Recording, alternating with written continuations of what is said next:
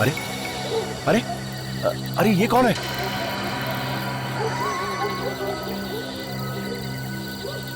लगता है कोई भिखारी है। चलो चल के देखते हैं।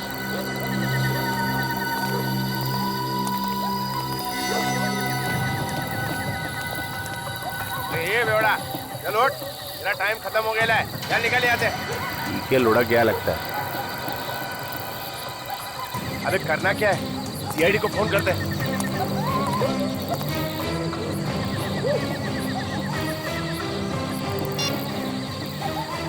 Hello hello CID.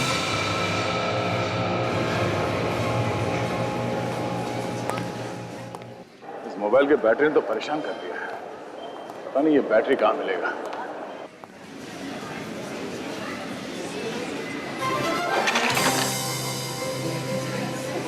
I am so sorry. मैं कर लूँगी। नहीं, इट्स ओके।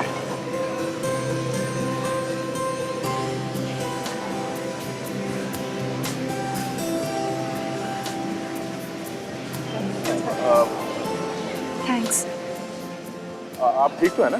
हाँ मैं ठीक हूँ। कितना हैंडसम है यार। इतनी जल्दी भी क्या थी, इतनी देर बात तो कर लेती। शट अप प्रिया, तुम यहाँ शॉपिंग करने आई ये सब। चलो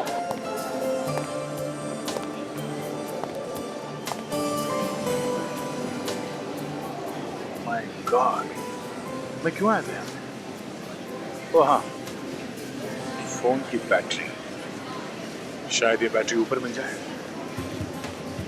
हे, ऊपर चलते ना। हाँ चलो। अरे कितना भी शॉपिंग कर लो कम ही होता है ना। एक काम करते हैं, हम उस दुकान में जाते हैं। मुझे बहुत सारी टॉप्स खरीदने। वहाँ पे भी जाके देखते हैं ना।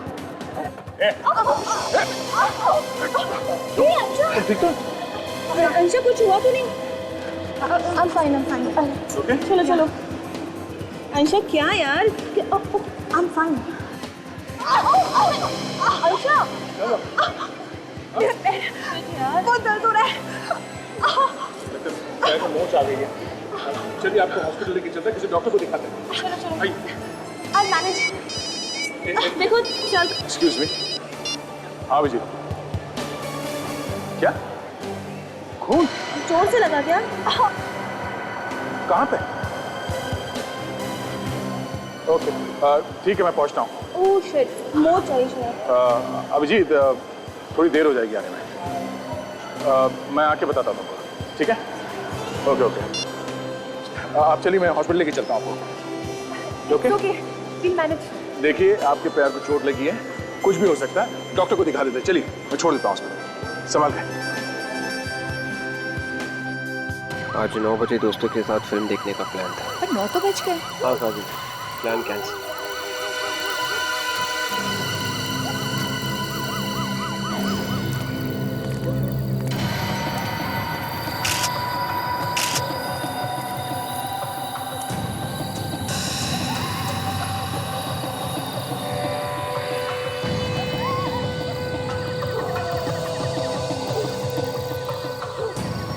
कितने बजे देखा था तुम लोगों ने? अभी अभी साहब, जैसे ही देखा आप लोगों को फोन कर दिया। कितने बजे की ड्यूटी है तुम लोग? साहब रात की ड्यूटी लगी थी, अभी भी पहुंचा था रात को 8:30 बजे साहब।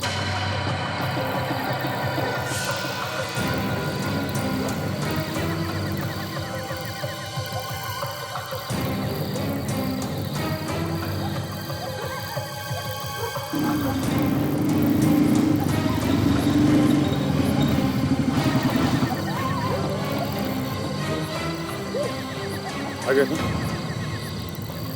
ठीक ठाक है? हाँ यार, वो मॉल में एक छोटा सा एक्सीडेंट हो गया था। जिसका एक्सीडेंट हुआ उसे हॉस्पिटल में छोड़ के आया। उसने नॉलेज में चला था। अभी तक तो पता नहीं चला है, बस खाली यहाँ चेहरे पे नीलापन है। पॉइजनिंग तो नहीं है? नहीं, ये हाथ और नाखून ये सब तो ठीक ठाक है। इसका यहाँ गले में ये देखा कैसा निशान? अजीब सा डिजाइन बना हुआ है। पता नहीं किस चीज से गला घोल दिया। ये है कौन, देखते हैं।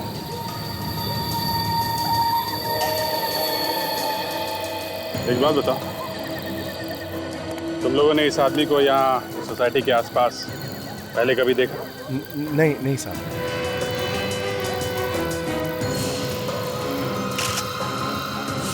सीनियर सिटीजन अभिजीत आधा सीनियर सिटीजन कार्ड है, नाम है अंशुनाथ, उम्र 63 साल, गवर्नमेंट ऑफिसर, 2007 में रिटायर्ड, एड्रेस भी लिखा है। हेलो जी हाँ, बोल रहा हूँ। खून कहाँ पे? पार्किंग लॉट में? ओके ठीक है हम लोग आते हैं। यार एक और खून हो गया। दो खून एक ही टाइम? हाँ, काम करो तुम वहाँ पार्किंग लॉट में जाके देखो क्या चक्कर है। तब तक मैं देखता हूँ यहाँ आसपास कुछ सबूत मिलता है क्या। ठीक है चलो।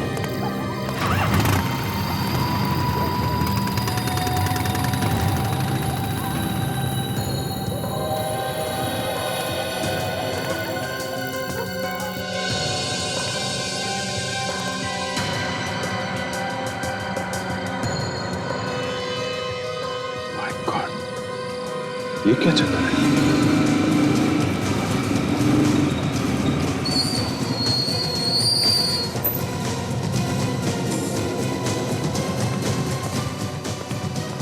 अब थोड़ा दूर खड़े रहिए प्लीज।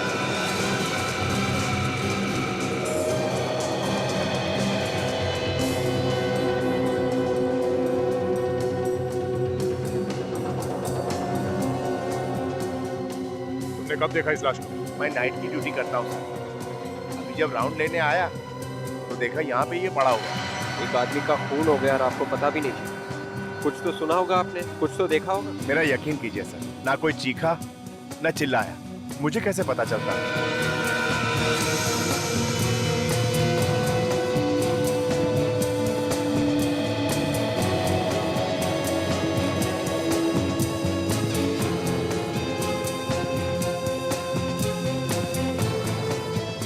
टायर के निशान काफी गहरे हैं।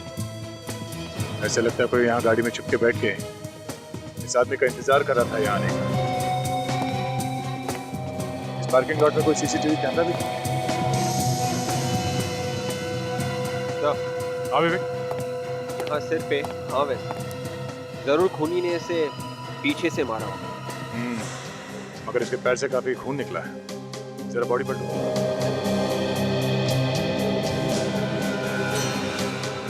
ये तो केशव सर है, इसी बिल्डिंग में इनका ऑफिस है सर। अच्छा देखा विवेक, इसके जान की नस काटी है। शायद इस नस काटने की वजह से इतना सारा खून बह गया और उसी की वजह से इसकी मौत हो गई। मतलब सर खूनी ने इसके पैर की नस काटी और उससे सिर पे भी मारा। मगर कोई ऐसा करेगा क्यों? और इस आदमी ने मरने से पहले चिल्लाया क्यों नहीं? ये बात मेरी समझ में भी नहीं आ रही विवेक। कुछ तो गड़बड़ है इस खून में। अब इसका जवाब तो डॉक्टर सालुंखे ही देंगे।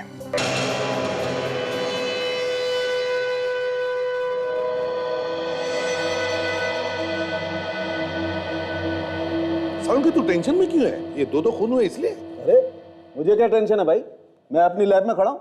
टेंशन होगी आप लोगों को, दो खून हुए, गालियां आप लोगों को ज्यादा पड़ेंगी। ओए सालुंखे, आज तक कभी ऐसे हुआ है कि हमने कोई केस सॉल्व नहीं की? हाँ 2-4 बार तो हुआ। ओए दिमाग खराब मत कर। कब हुआ है? कब हुआ है? तब हुआ है ना जब तुम अपने हाथ ऊपर कर देते हो, कहते हो कि भैया मुझसे अब कुछ नहीं होता है, तब हम पिट जाते हैं। अच्छा मतलब मैं विलन हूँ? पहले से ही हो। पहले से ही। बहुत बढ़िया। मतलब अगर अपराधी न पकड़ा जाए तो न पकड़े जाने की माला मेरे गले में, और अगर अपराधी पकड़ा गया तो उसकी तालियां आप लोगों के हिस्से में। बिल्कुल। तो जाइए तालियां बजवाइए, जाइए। अरे सालुंखे मेरी बात सुन। मैं ये कह रहा था कि जब तुम हाथ ऊपर करके कहते हो ना कि मुझसे कुछ नहीं होगा, तब हम पिट जाते। ओह अच्छा, थैंक यू वेरी मच। आप लोगों ने कम से कम ये तो कबूल किया कि हम लोगों की वजह से आप लोगों की दुकान चल रही है। anyway, हम इन लाशों के बारे में बात करते हैं। हाँ। तो ये दोनों लाशें दो अलग कहानियां सुना रही हैं बॉस। अच्छा क्या क्या बोल रही है लाशें? ये दोनों खून एक ही आदमी ने की है ना? एक ही आदमी ने नहीं किए। नहीं किए? सर ये तो हमें पहले से मालूम है कि इस आदमी का गला घोट के मारा गया है। किसी ऐसी चीज से मारा गया जिसके ऊपर डिजाइन बना हुआ था, वो डिजाइन इसके गले पे आ गया। बिल्कुल दया, खूनी ने अपनी तरफ से बहुत ज्यादा होशियारी दिखाने की कोशिश की। उसे लगा कि कहीं उसकी उंगलियों के निशान इस आदमी की गर्दन पे ना आ जाएं, इसलिए उसने अपने हाथों का इस्तेमाल नहीं किया, किसी और चीज का इस्तेमाल। ये भी तो हो सकता है कि उसमें उतनी ताकत नहीं थी गला घोटने की, जिसकी वजह से उसने किसी और चीज से गला घोट दिया। हो सकता है, ये भी हो सकता है। लेकिन एक बात बिल्कुल पक्की है बॉस कि खूनी अनाड़ी हड़बड़ाया हुआ है। शायद उसने पहली बार खून किया, लेकिन फिर भी खूनी हमारे लिए कुछ छोड़ गया। ये इसकी गर्दन पर पड़े हुए निशान, इन निशानों से हम उस चीज तक पहुंच सकते हैं जिससे इसका गला दबा है। और एक बात और, ये खून शाम को 6 बजे से 8 बजे के बीच में किया गया, और ये खून शाम को 8 बजे से रात के 10 बजे के बीच में किया। ये भी तो हो सकता है सारुण के कि उस खूनी ने इस आदमी का 6 और 8 बजे के बीच में खून कर दिया, और फिर दूसरी जगह जाकर इस आदमी का 8 और 10 बजे के बीच में खून कर दिया। नहीं बॉस, मुझे ऐसा बिल्कुल नहीं लगता। मुझे लगता है 2 अलग अलग खूनी। ये वाला खून जिसने किया है वो खूनी एकदम अनाड़ी है, और ये खून जिस खूनी ने किया है वो एकदम प्रोफेशनल है, पहुंचा हुआ। इस आदमी के सिर पर जो वार है, हाँ, इसीलिए मैं कह रहा हूं कि वो एकदम प्रोफेशनल है। पहले उसने इस आदमी के सर पे वार किया ताकि ये बेहोश हो जाए, और फिर बेहोशी की हालत में उसने इसकी जान की नस काट डाली जिससे मर जाए। अगर नस काटनी थी तो गर्दन की नस काट देता वो। दया, जैसे कि आप लोग जानते हैं, गले की नस कटने से इंसान को मरने में 1-2 मिनट लग जाते हैं, जबकि ये पैर की नस जो हमारे दिल से जुड़ी हुई है, इसको कटने से इंसान बस 30 सेकंड में मर सकता है। 2 खूनी, एक अनाड़ी और एक पहुंचा हुआ। कहीं ये दोनों खूनी एक दूसरे को जानते तो नहीं?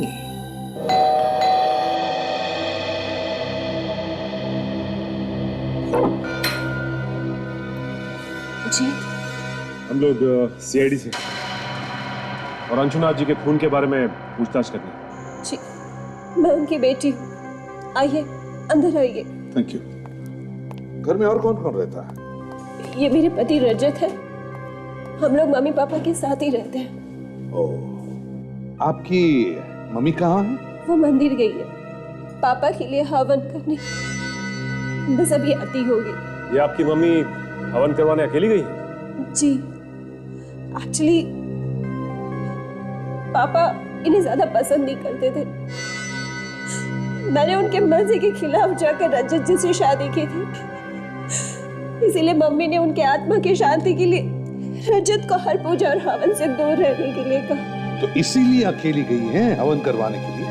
जी सर, मरने के बाद कोई किसी से नाराज कैसे रह सकता है?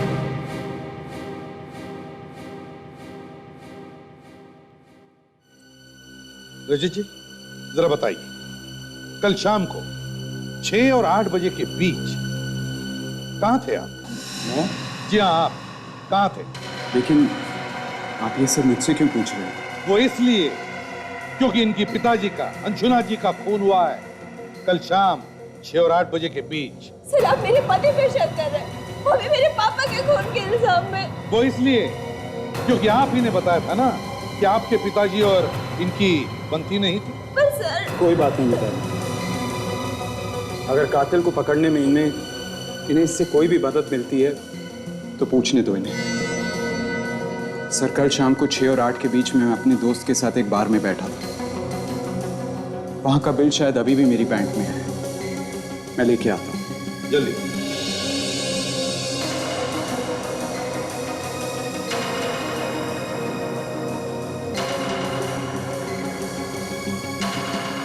ये लीजिए सर।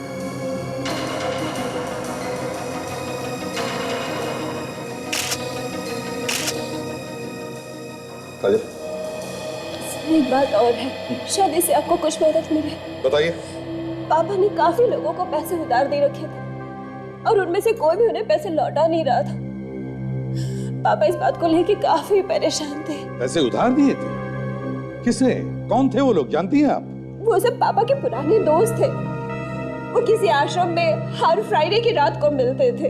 अच्छा, कहाँ है ये आश्रम? ये वर्ली की किसी जगह पर है सर। विश्वनाथ जी के पुराने दोस्त जिनको उन्होंने पैसे उधार दिए और फिर हर शुक्रवार को एक आश्रम में मिलते हैं वर्ली में। इस आश्रम में जाकर देखना पड़ेगा।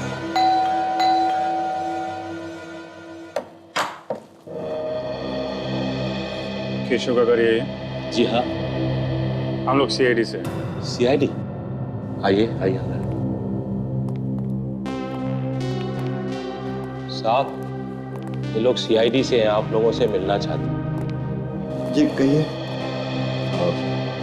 माफ कीजिए आप लोगों को तकलीफ दे रहे हैं, लेकिन हमें केशव के बारे में आपसे कुछ बातचीत करनी है। जी बोलिए। मैं ही केशव का पिता हूँ। ये मेरी पत्नी, ये मेरा छोटा भाई, ये उनका बेटा और ये उनकी पत्नी। देखिए, हम जानते हैं कि आप लोगों पे क्या बीत रही होगी, पर ये जानना बहुत जरूरी है कि केशव की किसी के साथ कोई दुश्मनी थी?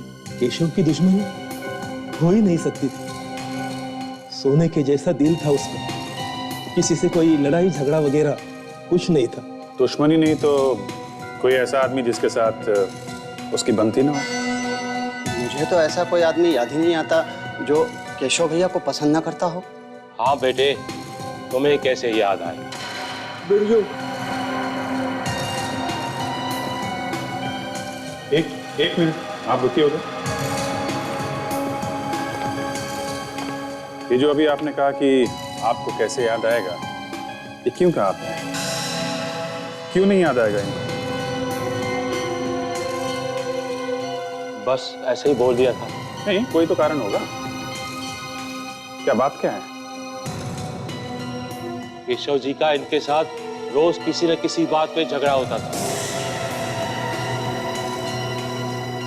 किस बात पे झगड़े होते थे केशव के साथ? ऐसी तो कोई बात नहीं थी सर मैं बताता हूँ। कपिल ना केशव के बिजनेस में काफी दखल अंदाजी करता था। ये बात केशव को बिल्कुल पसंद नहीं थी। इसी बात पर कभी कभी बहस हो जाती थी बस। कपिल जी, कल रात 8 से 10 बजे के बीच में आप कहाँ थे? आप मुझ पर शक कर रहे हैं? देखिए, आप इस तरह मेरे बेटे से बात नहीं कर सकते। मैंने सिर्फ एक सवाल पूछा, उसका जवाब दो। कल रात 8 से 10 बजे के बीच में तुम कहाँ थे? मैं कल शाम को अपने दोस्त देवांग के घर पे था। देवांग के यहाँ? लेकिन कल जब अपनी बात हुई थी तब तो तुमने कहा था कि तुम मयूर के यहाँ हो। वो मेरा मतलब है कि मैं देवांग के घर गया जरूर था, पर वो मिला नहीं तो मैं मयूर से मिलने चला गया। अच्छा, इस फैमिली बिजनेस के अलावा ये केशव किसी एड एजेंसी में भी काम करता था? जी हाँ, वो एक एड एजेंसी का मालिक भी था और पिछले काफी दिनों से वो काम को लेकर परेशान रहता था। उसका एक पार्टनर भी है, आलोक। आलोक? ठीक है, इस आलोक से भी मिल लेते हैं। सर, इस आलोक को जरूर कुछ पता होगा। देखते हैं।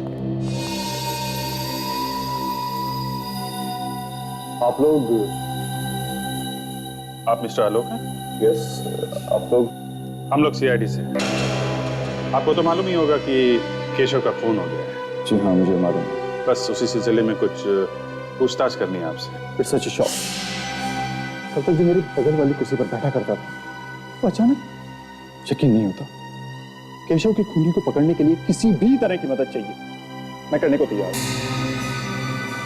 एक्सक्यूज मी सर, ये कुछ अर्जेंट पेपर्स हैं, क्लाइंट्स को भेजने हैं, आपके सिग्नेचर।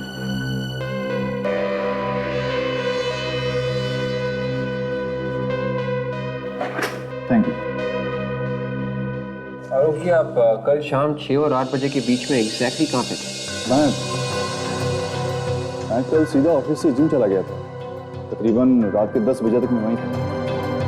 अगर ये सब आप मुझसे क्यों पूछ रहे हैं? खून का मामला है, जब तक कोई ठोस सबूत नहीं मिल जाता हम सब पे शक करते हैं। अगर मैं केशव के पिता से मिल लेते हैं।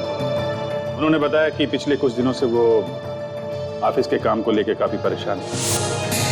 ऐसी क्या बात?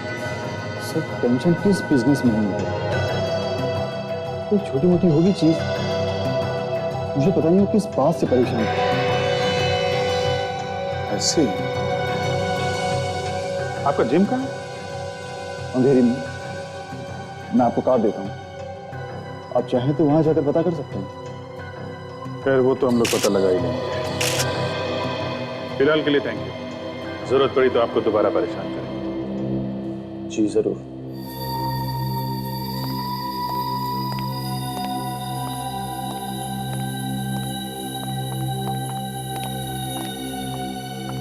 ये क्या चक्कर है? ताशा देखो सुना।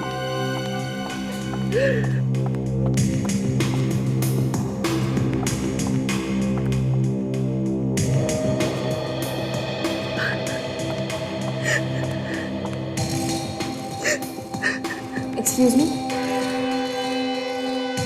क्या हुआ? आप इस तरह बाहर से अंदर क्यों आ गए?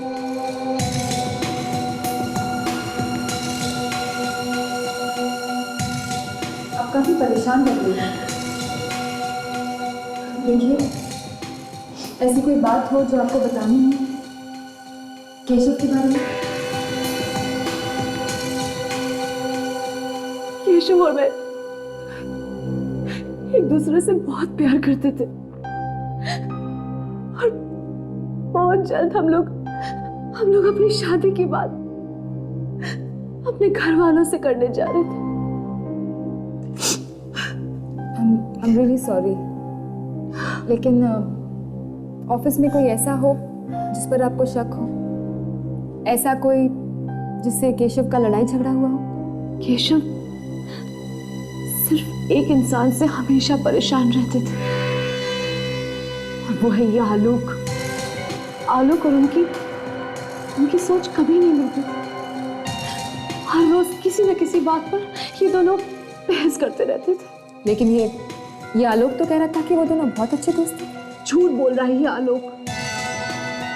केशव तो उससे सीधे मुंह बात तक नहीं करते थे। उन्हें शक था कि आलोक कंपनी के पैसे में हेरा फेरी कर रहा है। अच्छा, और जब से केशव गए हैं ना मैम, तब से इस आलोक ने अपने कैबिन का लॉक तक चेंज कर दिया है। मुझे तो लगता है कि आलोक कुछ छुपा रहा है। मैम यकीन मानिए, इसी ने मेरे केशव को मारा, इसी आलोक ने। ये आप इतना यकीन के साथ कैसे कह सकते हैं? कोई सबूत है आपके पास? सबूत ही तो ढूंढने की कोशिश कर रही हूँ मैं, लेकिन मैं इसके कैबिन में अंदर जा नहीं पा रही। या तो ये खुद अंदर होता है या फिर कैबिन को लॉक करके चला जाता है। इसके और इसके पीने के अलावा इसके कैबिन में अंदर घुसने की परमिशन और किसी को नहीं है। ठीक है, आप बिल्कुल चिंता मत कीजिए। अब जो करना है हम लोग करेंगे।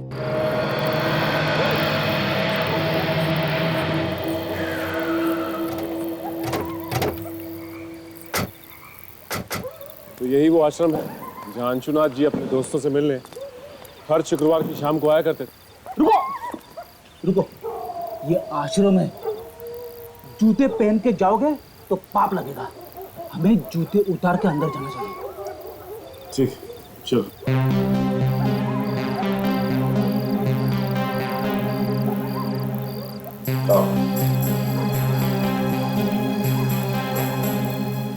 चलो और एक चाल चल। ये सब क्या हो रहा है यहाँ पे? बहुत चालें चल रही। आश्रम के नाम पर अय्याशी हो रही है यहाँ पर। आप? हम लोग सीआईडी से हैं। अंशुनाथ के खून के बारे में पूछताछ करने आए हैं। सीआईडी? हाँ सीआईडी। क्लब जैसे माहौल को आश्रम कहते हैं आप लोग? सर जी, हमारे जैसे उम्र के लोग जाएं तो और कहाँ जाएं? हम सब रिटायर्ड लोग हैं। अब अगर घर पर बोलेंगे ताश खेलने जा रहे हैं तो बहू बेटे क्या समझेंगे? हाँ, देखिए, इसीलिए आश्रम का बहाना देकर हम हफ्ते में एक बार यहाँ आते हैं, हंसते हैं, खाते हैं, जीते हैं और कभी कभी पी लेते हैं। वो सब तो ठीक है, लेकिन आपके बीच से आपके एक दोस्त अंशुनाथ जी गुजरे। आप लोगों ने हफ्ते भर के लिए भी ये हंसना खेलना बंद नहीं की? अरे भाई उम्र ही ऐसी है, हमने तो सब कुछ देख लिया, अब तो बस जाने के इंतजार में जी रहे हैं। बात तो ठीक कही आपने, पर कम से कम अंशुनाथ जी के खूनी को पकड़ने में आप हमारी मदद तो करेंगे ना? जरूर करेंगे, लेकिन ये अंजुनाथ के मर्डर करने वाले को क्या फायदा हुआ होगा, समझ में नहीं आता। उसके घर वालों के बारे में हम ज्यादा कुछ तो नहीं जानते, पर एक बार उसका दामाद रजत उसका पीछा करते करते यहाँ आया हुआ था। उन दोनों में काफी बहस भी हुई थी। हमें तो पता चला है कि अंशुनाथ जी से आप लोगों ने कुछ उधार पैसे लिए थे जो अभी तक लौटाए नहीं है। अरे किस उधार की बात कर रही हैं आप? हाँ, अरे हमने तो अपने सारे बच्चों की शादियां करवा दी हैं और हम सब खुशी खुशी रिटायर हो चुके हैं, हमें कोई भी पैसों की जरूरत नहीं है। अंशुनाथ को बड़ा दांव खेलने की बहुत आदत थी। जब भी उसे हम रोकते थे तो कहता था सारी जिंदगी पैसा कमाने में निकल गई, अब खर्च करने का मजा ले रहा हूं। सही कह रहा है, अब बड़े दांव में जीत तो बड़ी होती है लेकिन हार भी बड़ी होती है। वो बहुत बार गेम में पैसे हार चुका था, शायद इसी बात को छुपाने के लिए उसने घर वालों से झूठ बोला होगा। तो ये बात है। ठीक है, अगर हमें आप लोगों की दोबारा जरूरत पड़ी तो हम आपको याद करेंगे। जी।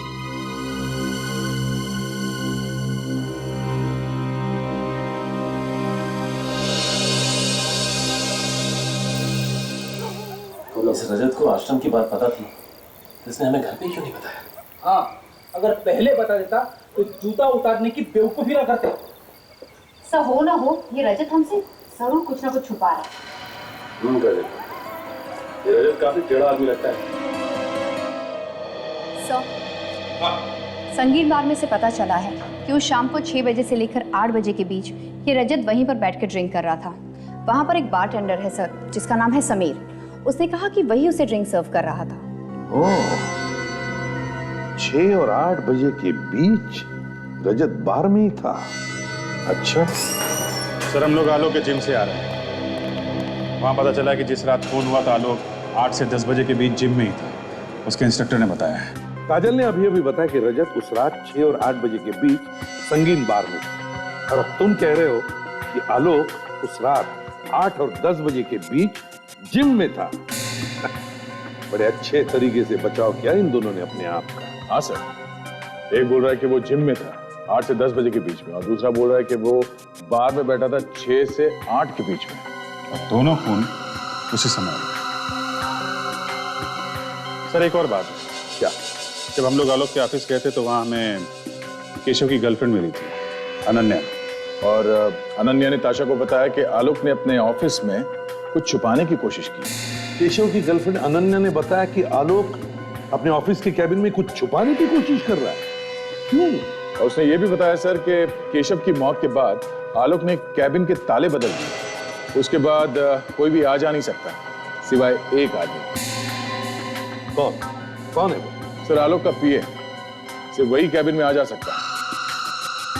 तो जब तुम लोग उसके ऑफिस में गए तब उसके कैबिन में गए थे? नहीं सर, एक्चुअली आलोक हमें केबिन के बाहर ही मिला। गड़बड़ है, अभी कुछ तो गड़बड़ है। ऐसी कौन सी चीज है जो ये आलोक सबकी नजरों से छुपाना चाहता है? इसके कैबिन की तलाशी लेनी चाहिए। अगर सीधे उंगली से घी नहीं निकला तो टेढ़ी उंगली से निकालो। पंचायत चल रहा है, ज्यादा लोग दिख नहीं रहे हैं, सावधानी से काम कर लेना, इसी बीच में करना है, समझे? रेडी हो ना? सर, सामने जो आदमी आ रहा है वो आलोक का पीए है सर। उसके पास आलोक के कैबिन की चाबी होगी जिससे दरवाजा खुलेगा। चाबी दिख रही है, उसके कमर पे लटकी हुई है। तो पीछे जाओ।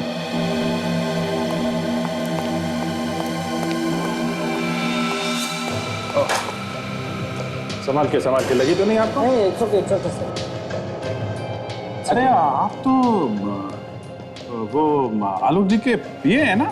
जी हाँ सर, आपने पहचान लिया मुझे? क्यों नहीं। कल आलोक जी से बात हो रही थी तो आप आए थे वो कुछ असाइनमेंट कराने के लिए। जी हाँ जी। अच्छा सर, ये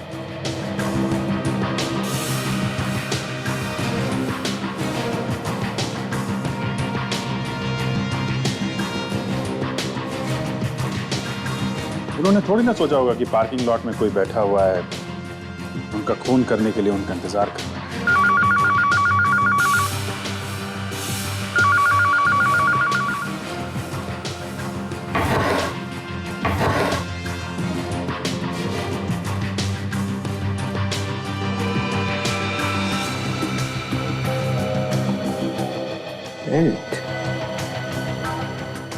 एक मिनट ये बेल्ट का पैटर्न बिल्कुल वैसा ही है जैसा हमें अंशुनाथ के गले पे मिला। 9 बजे आ जाते थे? जी हाँ। और किस किस प्रोजेक्ट पे काम चल रहा था? अभी तो फिलहाल दिवाली के लिए कुछ खास एड डिजाइन कर रहे थे, वो खत्म होते ही क्रिसमस और न्यू ईयर के लिए कुछ प्लानिंग चल रही है। वैसे केशव सर ने एक अभी फ्रेश एड बनाया था। नहीं, मत बताना टीवी में देखूंगा ना फ्रेश तो अच्छा लगेगा। वैसे भी मेरा काम हो गया है। आपका काम मतलब? नहीं, हो गया, जो पूछना था वो हो गया। अच्छा। आप जरूरत पड़ेगी तो आपसे दोबारा मिल लूंगा। Most welcome sir, no problem. ये कार्ड आपका गिरा है क्या? हाँ, उठा लीजिए।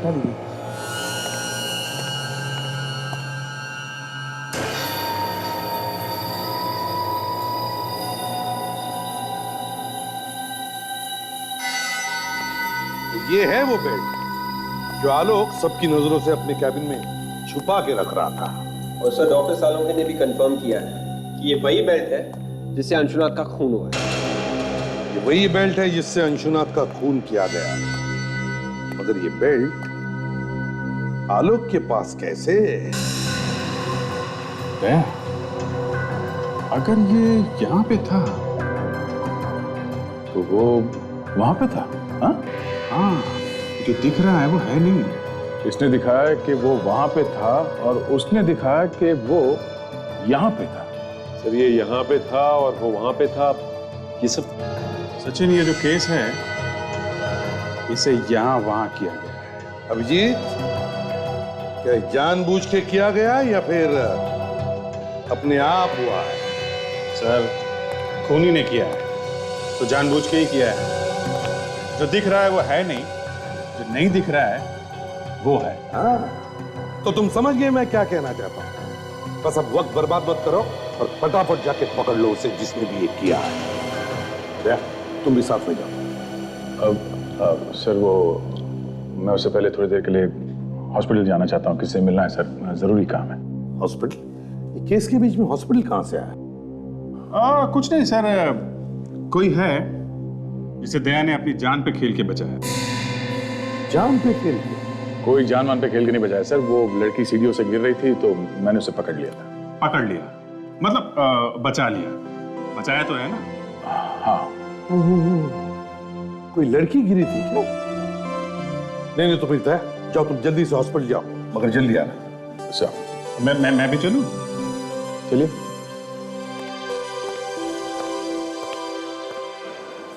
अच्छा, तो यहाँ पे है तुम्हारी अंशा। सिर्फ अंशा अभिजीत, कोई मेरी अंशा नहीं। और प्लीज अंदर कुछ इधर उधर की बातें मत कर देना। मैं तुम्हें कल लेने जरूर आऊंगा। ठीक है, बाय। नहीं, मैं क्या बोलूंगा, तुम लोग बातें करना, मैं तो देखता रहूंगा। अंदर चलो तो सही।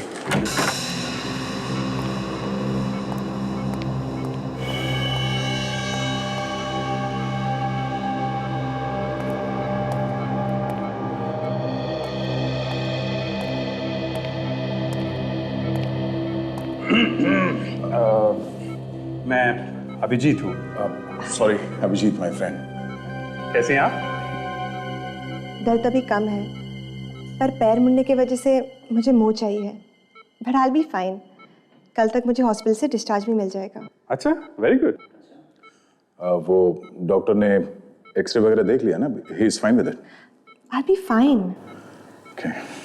अच्छा, ये जो अभी आपसे मिलके गए वो कौन थे? वो मेरी फ्रेंड है प्रिया। नहीं, उसके पहले जो गए थे वो मेरी कजन है, बंटी भैया। अच्छा, बंटी भैया।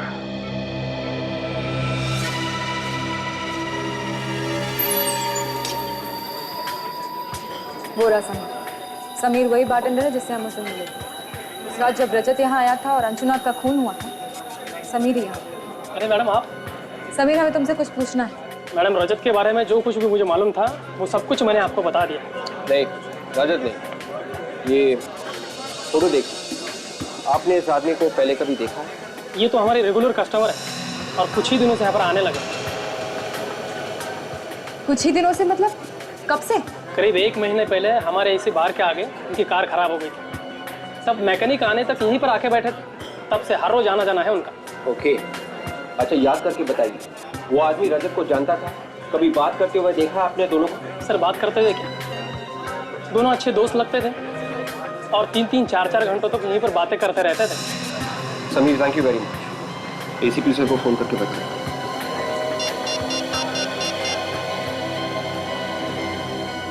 हेलो सर, आपका शक बिल्कुल सही निकला। सर, मैं केशव के खूनी को किसी भी कीमत पर सजा दिलवाना चाहती हूँ और उसके लिए मैं आपकी हर तरीके से मदद करने के लिए तैयार हूँ। गुड। देखो आनंद, उसके खिलाफ सबूत तो हमारे पास है, मगर हम चाहते हैं कि तुम उसे खुद फोन करके यहाँ बुला लो। उससे कहो कि वो सबूत तुम्हारे पास है और तुम एक कीमत पर ही वो लौटाने के लिए तैयार हो। मगर सर, ये तो बहुत... कुछ नहीं होगा, घबराओ मत, समझे? देखो, सबूत ढूंढने की कोशिश करेगा और जब उसे कमरे में सबूत नहीं मिलेगा तो अपने आप को बचाने के लिए भागने की कोशिश करेगा और वो तुम्हारे पास आएगा सबूत लेने के लिए और हमारे जाल में फंस जाएगा, समझे? कुछ नहीं होगा, तुम्हें घबराओ मत। चलो जल्दी से फोन करो उसे। जी सर। करो। हेलो, मैं अनान्या बोल रही हूँ। मुझे पता है कि इस वक्त तुम क्या ढूंढ रहे हो। वो सबूत जो तुम सबसे बचाने की कोशिश कर रहे थे, वो अब मेरे पास है और बहुत जल्द मैं उसे सीआईडी के पास भेजने वाली हूँ। अब तुम बच नहीं सकते। सीआईडी? नहीं, अनन्या मेरी बात सुनो, ऐसा मत करो प्लीज। तुम्हें इसकी जो कीमत चाहिए मैं चुकाने के लिए तैयार हूँ। प्लीज सीआईडी के पास मत जाओ। कीमत? वाओ, मेरे बोलने से पहले ही तुमने कीमत की बात छेड़ दी। मुझे तुम्हारे सबूत के लिए पूरे 50 लाख रुपए चाहिए। 50 लाख? देखो, हाँ, रकम की मत सोचो, अपनी जान के बारे में सोचो, वरना बिना टाइम वेस्ट किए मैं सीआईडी के पास चली जाऊंगी, समझे ना? नहीं नहीं, ठीक है, मैं तैयार हूँ। मुझे 2 घंटे में मिलो, मैं तुम्हारे पूरे पैसे कैश में दे दूंगा। प्लीज वो सबूत किसी और को मत दिखाना। मैं इतनी बेवकूफ नहीं हूँ। अच्छा, कहाँ मिलना है? मैं तुम्हें जगह का नाम एसएमएस कर दूँ। सर, वो तैयार हो गया, हमें उसे एक जगह का नाम एसएमएस करना होगा। Very good Ananya. अब देखो शिकारी कैसे खुद शिकार बनकर हमारे जाल में फंस जाएगा।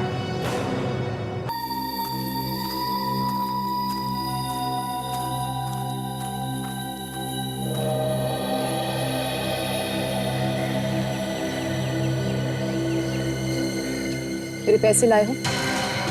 तेरा सामान किधर?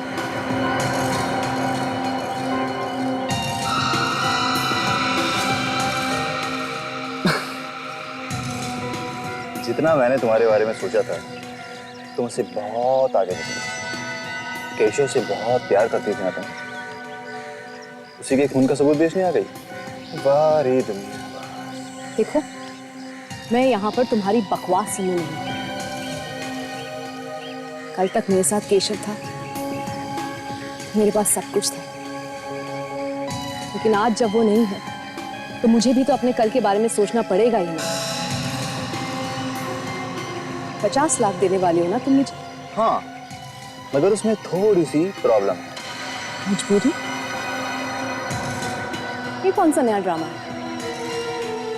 देखो, वैसे भी बहुत कुछ हो चुका है। 50 लाख देने को तो मैं तुम्हें अभी दे सकता हूँ, मगर मुझे इस चीज पर यकीन नहीं कि 50 लाख रुपए लेकर तुम सीधे सीआईडी के पास चली जाओगे। मेरा सारा राज तो खुल चुका ना तुम्हारे सामने, क्यों?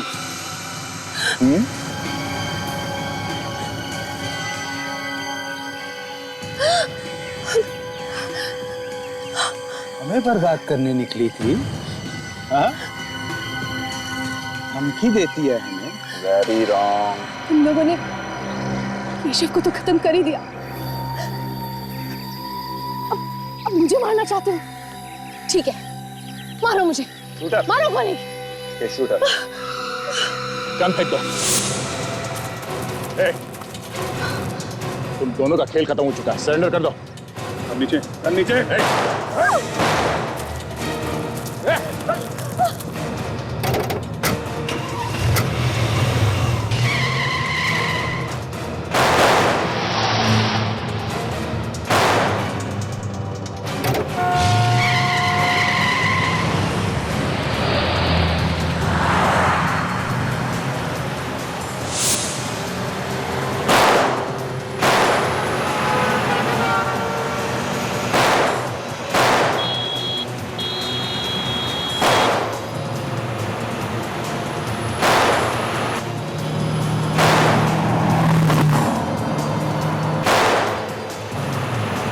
आखिर लड़की ने फंसा ही दिया ना। ओह माय गॉड, क्या हुआ? लगता है टायर पंचर हो गया। टायर पंचर हो गया? हाँ, क्या बात कर रहे हो?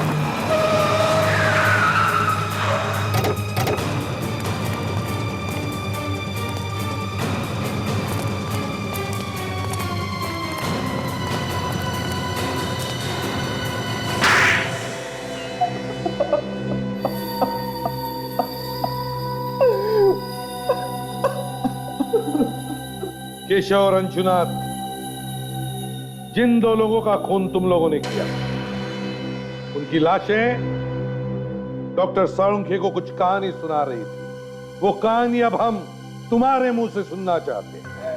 पर हमने तो कुछ किया ही नहीं है, बिना वजह हमें फंसाया जा रहा है। दो खून करके चुपचाप बैठा है कुंडली मार के, सोचता किसी को कुछ पता नहीं चलेगा है? तुम्हारे पास सिर्फ एक ही लाइफलाइन बची है। सच बोलने की लाइफलाइन। सच बोलने की लाइफलाइन? हाँ, सच बोल, सच। सच के अलावा कुछ नहीं सुनेंगे हम लोग।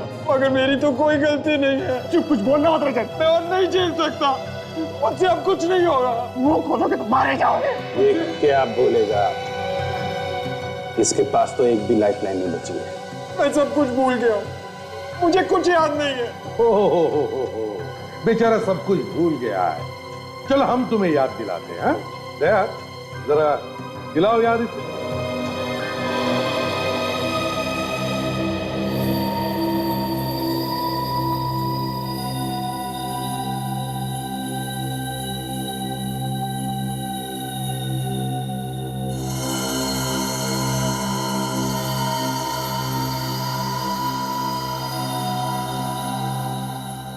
शहर में दो लोगों का खून होता है, दोनों एक दूसरे को नहीं जानते हैं। कोई नई बात नहीं है, ऐसा अक्सर होता है। दोनों का आपस में कोई संबंध नहीं। एक बूढ़ा आदमी रिटायर्ड, दूसरा एक एड एजेंसी का मालिक। दोनों खून दो अलग अलग जगह पे अलग अलग टाइम पे होते हैं।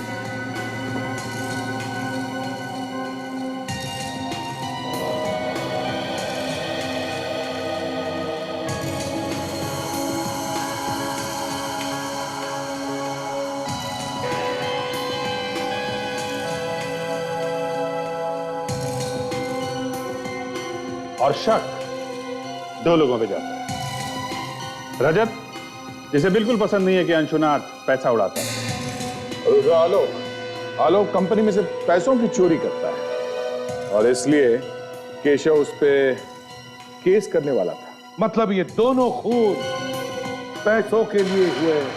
और सबसे मजे की बात यह है सर, जब अंशुनाथ का खून हुआ तब रजत अपने दोस्त के साथ बार में बैठ के दारू पी रहा था। रजत ने अपने आप को बहुत अच्छी तरह से बचा लिया सर। और ये आलोक भी जिम में अपनी बॉडी बना रहा था जब केशव का खून हुआ। इसलिए दोनों ही बच गए। अब पकड़े तो पकड़े किसे, मगर तभी ये बेल्ट मिल गई। ये बेल्ट आलोक हमें तुम्हारे केबिन से मिली, जिसमें वही डिजाइन बनी हुई है जो बदकिस्मती से अंशुनाथ के गले में थी। सच बात तो यह है कि तुम दोनों ने आपस में अपनी पीठ थपथपाई है। लेकिन एक बात समझ में नहीं आ रही है, तुम दोनों मिले कैसे? संगीन बार में। संगीन बार में? इसकी बातों में आ गया था सर। और मैंने अपने हाथों से केशव को मार डाला। मुझसे गलती हो गई, प्लीज मुझे माफ कर दीजिए। वाह, और इन दोनों ने आपस में मिलके एक दूसरे का काम कर दिया सर। 6 और 8 बजे के बीच में आलोक ने अंशुनाथ का खून किया। उसके बाद वो खुद जिम में गया, वहां पे कसरत करने में जुट गया वो। और 8 से 10 के बीच में तुमने केशव को मार दिया और किसी को शक ना हो इसके लिए सबके सामने बैठ के दारू पीने लगे। हा? पर सर इन दोनों ने एक दूसरे के लिए खून किया क्यों? क्योंकि विवेक किसी को भी शक नहीं होगा। तू मेरा काम कर, मैं तेरा काम करूंगा, दोनों भी गुनहगार। दोनों अगर एक दूसरे के खिलाफ कुछ बोलेंगे तो दोनों भी फंस जाएंगे। सर प्लीज मुझे माफ कर दीजिए, मुझसे गलती हो गई, मुझे माफ कर दीजिए प्लीज। अब जिंदगी भर जेल में बैठकर माफी मांगोगे ना, तो भी तुम्हें कोई माफ नहीं करेगा। मगर सर एक बात समझ में नहीं आई, आलोक ने सबसे छुपाकर इस बेल्ट को अपने ऑफिस में क्यों रखा था? रजत पे मुझे भरोसा नहीं था, इसीलिए इस सबूत को मैंने अपने पास रखा था। पता नहीं ये सबूत आप लोगों के हाथ कैसा लग गया। ये बेल्ट हमारे हाथ कैसे लगा, ये सोचते बैठना जेल में तब तक जब तक फांसी का ऑर्डर नहीं आता।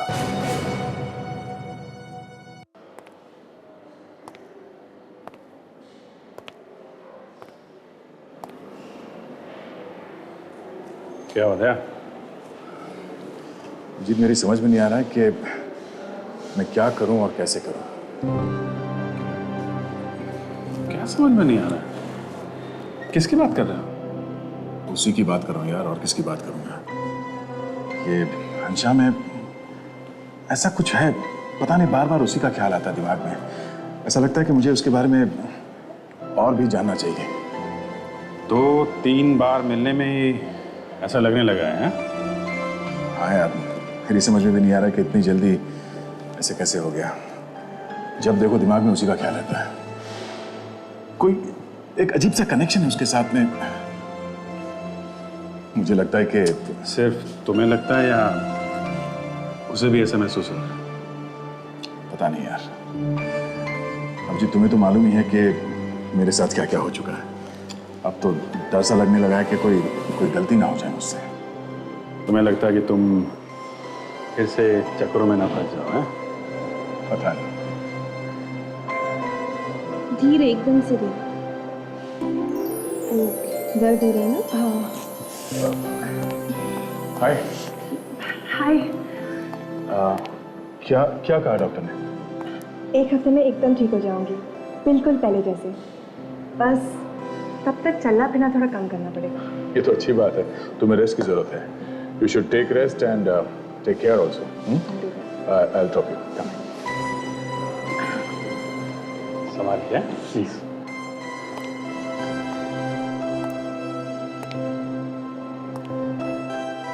धीरे से।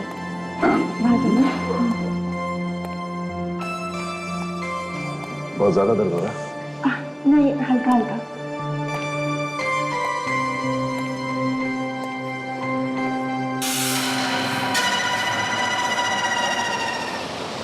विशाल, तुम ऐसा कैसे कर सकते हो मेरे साथ? तुम्ही ने तो कहा था ना कि नैना, तुम्हें मेरे नैना हो, मैं तुम्हारे बिना नहीं रह सकता। और अब तुम मुझे पैसे भी नहीं देना चाहते हो। मैंने किया क्या है मुझे बताओ।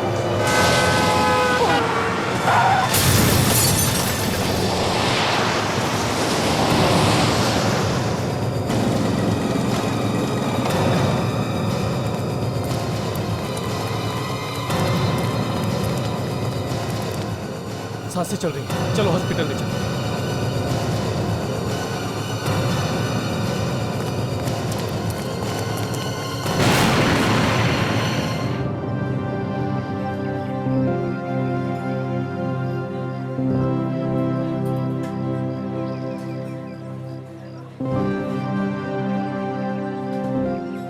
सर कभी कभी मुझे यकीन ही नहीं होता। किस बात पर? यही कि मैं तुम्हें पिछले 2 महीनों से जानता हूँ और मुझे ऐसा लगता है कि मैं तुम्हें कई सालों से जानता हूँ। तुम्हारी हर चीज मुझे अच्छी लगती है, हर पल खूबसूरत। मुझे भी। और कभी कभी मुझे खुद को यकीन दिलाना पड़ता है कि ये सब कोई सपना नहीं बल्कि हकीकत है, और ये सब सच है दया। तुम, मैं और हमारा प्यार।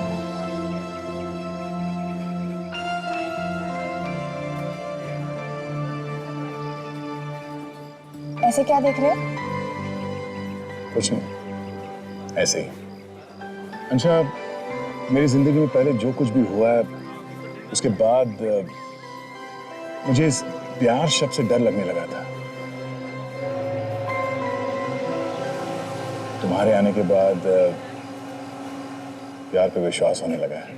मैं तुम्हारा विश्वास कभी टूटने नहीं दूंगी दया, आई प्रॉमिस। चलो इस प्यार को एक नया नाम देते हैं। मुझसे शादी करोगी?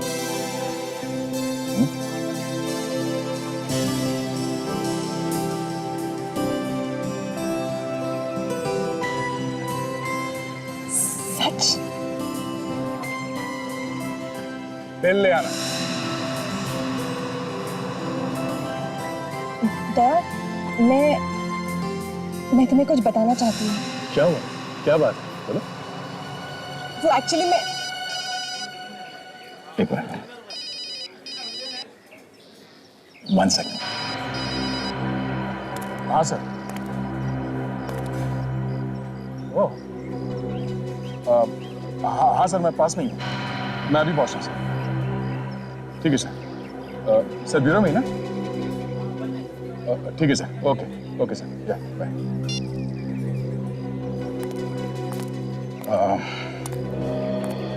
बॉस का फोन था।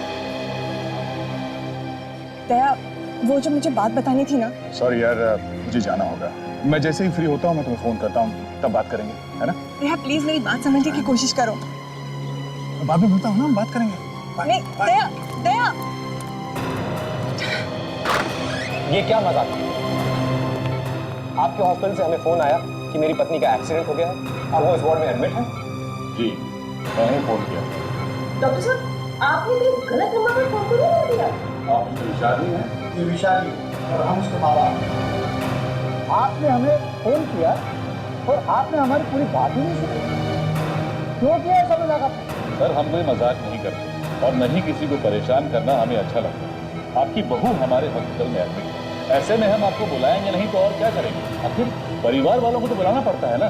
नॉनसेंस। नैना, ये लड़की मेरी पत्नी? डॉक्टर, मेरी पत्नी नैना ये नहीं है। यस डॉक्टर, आपको कोई बहुत बड़ी गलतफहमी हो गई है। ये लड़की मेरी भाभी नहीं है। कैसी बातें कर रही हैं? इनके पास से जितने भी डॉक्यूमेंट्स मिले हैं वो सब यही कह रहे हैं कि मिस्टर विशाल इनके पति। ये देखो, ये देखो।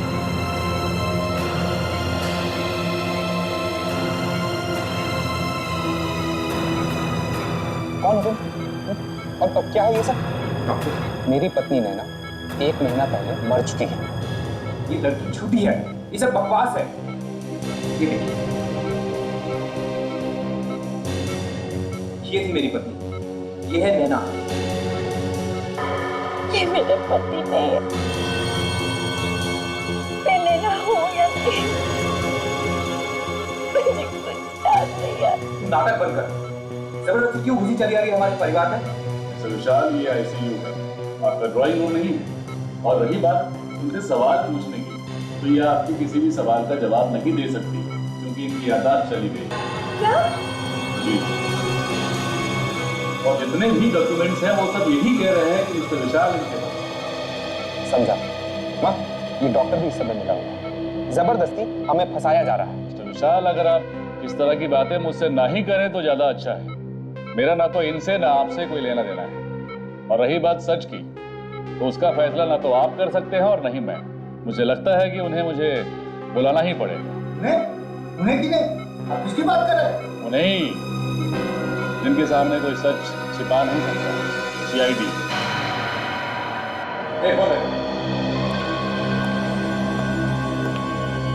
कुछ तो बात है, कुछ तो बात है। एक मिनट।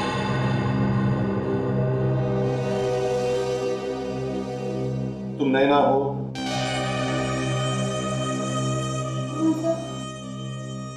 चलो कुछ देर के लिए हमने मान लिया कि तुम नैना। क्या तुम इन्हें पहचानती हो? देखा है इसे? देखो।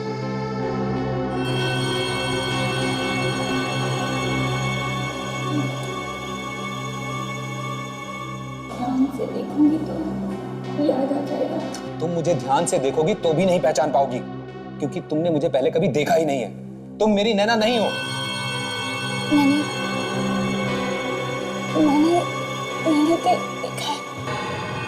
और कुछ धुंधला धुंधला सा याद आ रहा है। धुंधला धुंधला सा याद आ रहा है? याद करने की कोशिश करो। करो कोशिश। ये देखो, तुम्हारा ड्राइविंग लाइसेंस है, ये पासपोर्ट है, पैन कार्ड है, ये सर्टिफिकेट है। इससे देखो तो लगता है कि तुम यकीन कीजिए, नहीं नैना हूँ। डैडी सुना आपने? हाँ, इस बेचारी लड़की का एक्सीडेंट हुआ है, हमेशा हमदर्दी है, बस इससे ज्यादा कुछ भी नहीं। ये हमारी बहू नैना नहीं है, हमारी बहू नैना मर चुकी है। हाँ, ये उस बेचारी का फोटो है। इस फोटो में जो लड़की है वो हमारी बहू नैना थी, ये नहीं। मैंने नहीं कहीं देखा। याद आ रहा है? सर, तुमको क्या याद आ रहा है, क्या याद नहीं आ रहा है, इससे हम लोगों को क्या मतलब? मैं इसे नहीं जानता सर। और ये पेपर्स, ये सर्टिफिकेट्स सब मुझे नहीं मालूम है ये कहाँ से आए, लेकिन ये मेरी नैना नहीं है, ये सब झूठ है। मुझे भी लगता है ये एक्सीडेंट हो जाना, ये याददाश्त खो जाना, ये सब इस लड़की की कोई चाल है। और इतने सारे सबूत इसके पास मेरे भैया के खिलाफ आए कहाँ से? ये सब तुम पैसों की वजह से कर रही हो ना? क्यों? ऐसा मत करिए। तुम मुझसे बात मत करो। देखो नैना, जब तक सच्चाई का पता नहीं चलता, तुम्हारे साथ हमारी ये इंस्पेक्टर ताशा रहेगी। तुम्हारा ख्याल रखिए, ठीक है?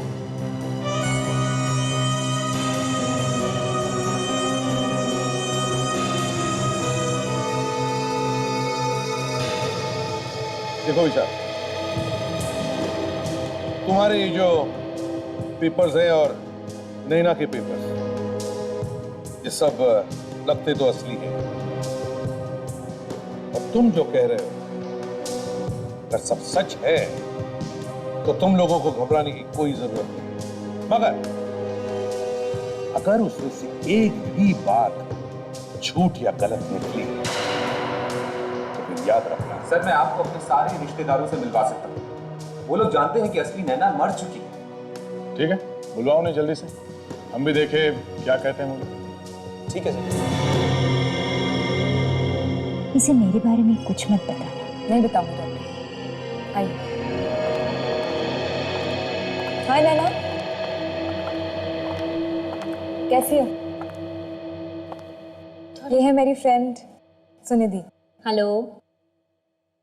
आप लोग बात कीजिए, मैं अभी आती हूँ।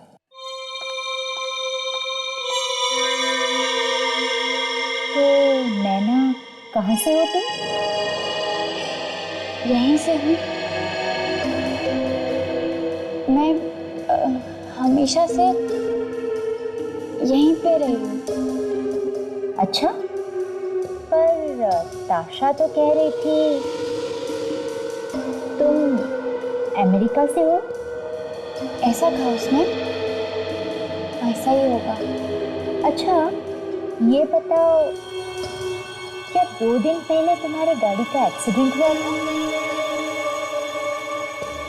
हाँ, ये लोग कुछ कह तो रहे कि मेरा गाड़ी का एक्सीडेंट हुआ था। क्या तुम्हारे साथ गाड़ी में कोई और भी था? नहीं, या शायद नहीं था। लेकिन मुझे तो गाड़ी चलानी नहीं आती ना, क्योंकि अमेरिका में तो शायद हमारे पास ड्राइवर था।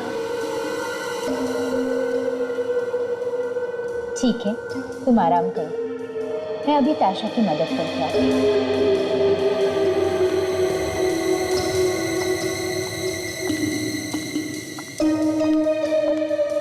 आपको क्या लगता है डॉक्टर, इसकी याददाश्त वापस आ जाएगी या? हाँ, पर एक बहुत अजीब बात दिखी मुझे इस लड़की में। क्या डॉक्टर?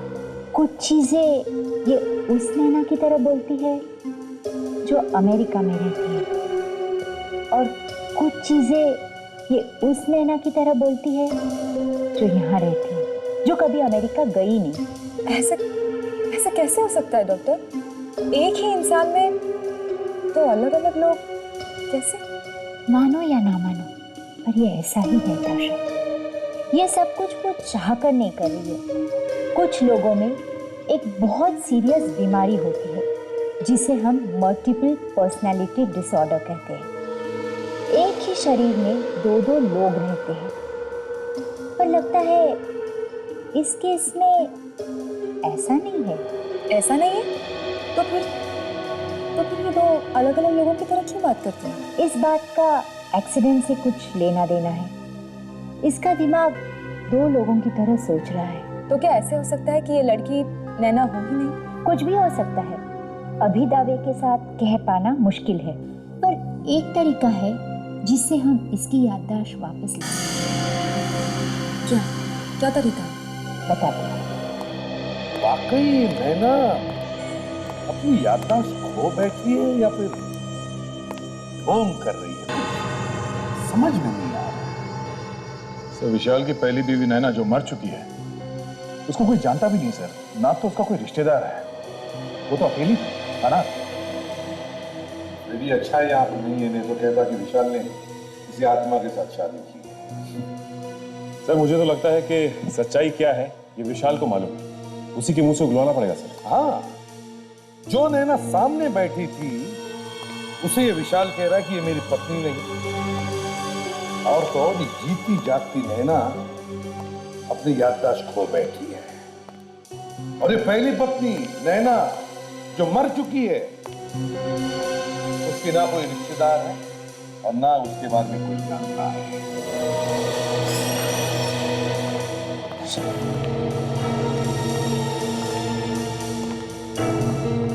सर ये मेरे चाचा और चाची। आपके भतीजे विशाल का कहना है कि उसकी पत्नी नैना की मौत हो चुकी है। क्या ये सच है? एक मिनट मनमोहन जी, चुप रहिए। आप इस लड़की को पहचानते हैं?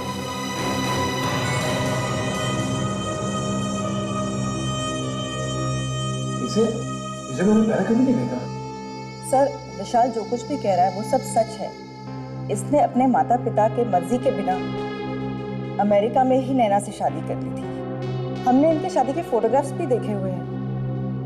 हम सबसे मिलवाने के लिए ही वो उसे इंडिया लाया था, लेकिन अचानक से एक एक्सीडेंट में उसकी मौत हो गई। क्या? उसका भी एक्सीडेंट हो गया था? उस नैना का भी एक्सीडेंट हो गया था और इस नैना का? तो फिर ये तुमने हमें पहले क्यों नहीं बताया? सर वो मैं वो क्या, ये एक्सीडेंट हुआ कैसे? वो झील में डूब के मर गई थी। झील में डूब के? तो जब वो डूब रही थी तो आप भी वहां पे थे उसके साथ? नहीं सर, ये मेरी बदकिस्मती है कि उस दिन मैं उसके साथ नहीं था, नहीं तो मैं अपनी जान पर खेलकर उसको जरूर बचा लेता। अक्सर बीवियां टहलने के लिए झील के किनारे जाती है और अचानक पानी में डूब के मर जाती है। देखिए ना सर, अब ये मेरी बदकिस्मती है कि उस दिन वो अकेले वहां गई थी। कहाँ पे? सर वो बांदीपुर के पास एक बहुत बड़ी झील, उसी में गिरकर उसकी मौत हो गई। वो अकेली गई? तुमने अकेले? क्यों अकेली? बस ऐसे ही, ऐसे ही, ऐसे ही। तो तुम्हें पता कैसे चला कि वो डूब कर रह गई है? वो तो अकेली गई थी ना? सर वहां के लोगों ने ही हमें बताया था। लोगों ने बताया? तो फिर उसकी लाश को भी लोगों ने मारा था? नहीं कर, तो फिर किसने निकाला? देखो किसने? जाओ तो। सर, बहू की लाश तो हमें मिली ही नहीं। क्या? लाश मिली नहीं? सर वहां के पुलिस ने डाइवर्स को बुलाया था और वो डाइवर्स घंटों कोशिश करते रहे उसकी लाश को ढूंढने की, लेकिन उसकी लाश मिली नहीं। अगर लाश नहीं मिली तो फिर तुम्हें यकीन कैसे हुआ कि नैना की मौत हुई है? सर अगर ये सिर्फ वहां के लोगों के कहने सुनने की बात होती तो मैं भी यकीन नहीं करता, लेकिन कुछ दिनों बाद देखिए ये फोटोग्राफ्स मुझे किसी ने भेजी। तुम तो कह रहे थे कि तुम्हारी बीवी वहां अकेली गई थी, तो ये फोटोग्राफ्स किसने खींची? सर ये फोटोग्राफ्स जो टूरिस्ट की फोटोग्राफ्स खींचते रहते हैं, उन्होंने ही किसी ने खींची थी, और क्योंकि नैना उनसे कनेक्ट नहीं कर पाई इसलिए उसने मुझे भेज दी।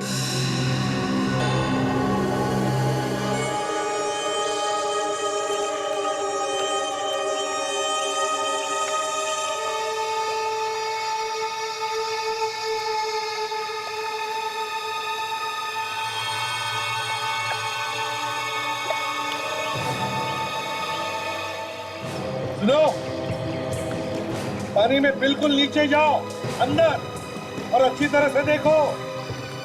देखो कहीं तो लाश होनी चाहिए।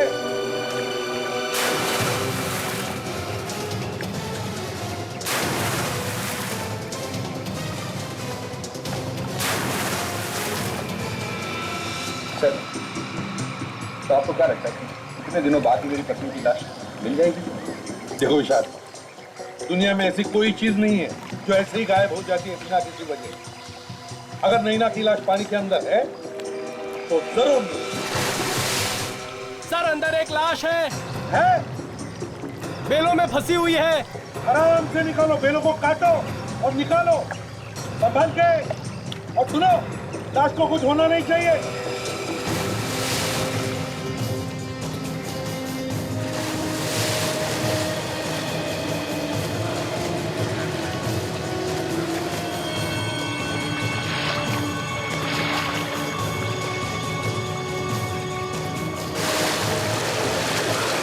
संभाल के।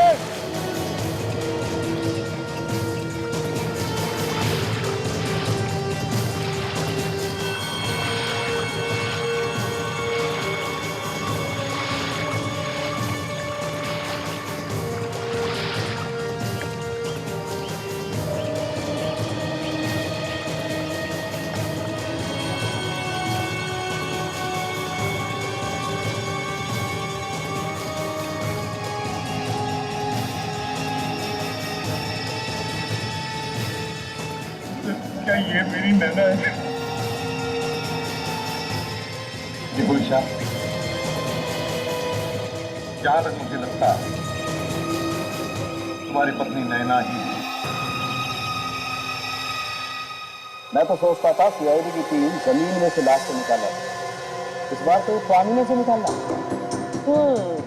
भाई मैंने सुना है कि एक बार एसीपी साहब के दिमाग में कोई बात घुस जाए तो फिर वो अपने बाप की भी नहीं सुनते। अपने बाप के बाप को भी नहीं सुनता। किसके बाप की बात हो रही है सर? भाई तुम लोग। अच्छा सर, ये लाश नैना की है ना? हाँ। पता कैसे चला? वह हमने इसकी खोपड़ी का एक्सरे किया और उसके बाद इसके चेहरे को बनाने की कोशिश की। देखिए,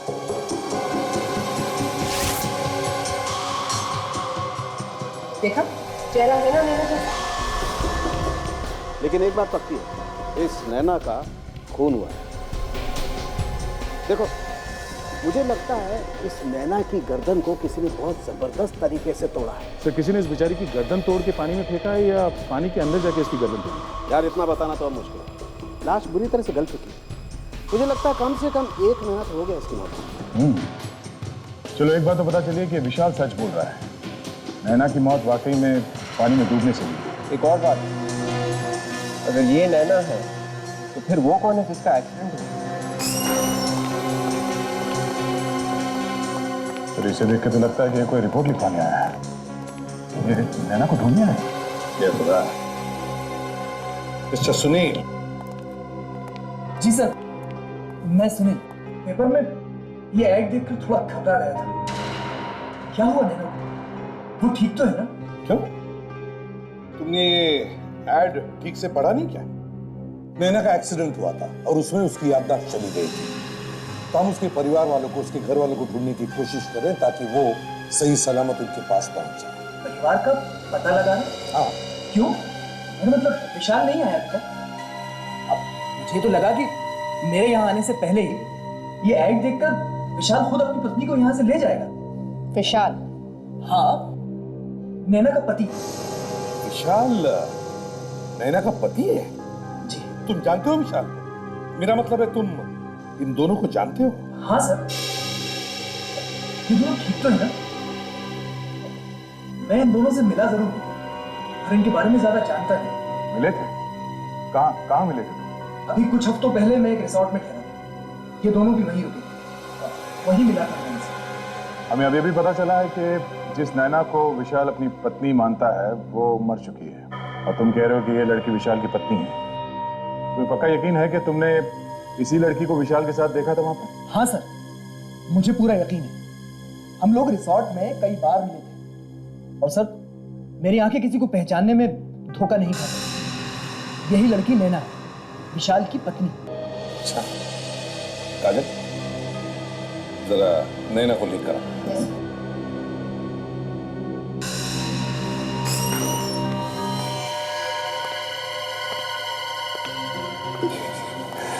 आराम से।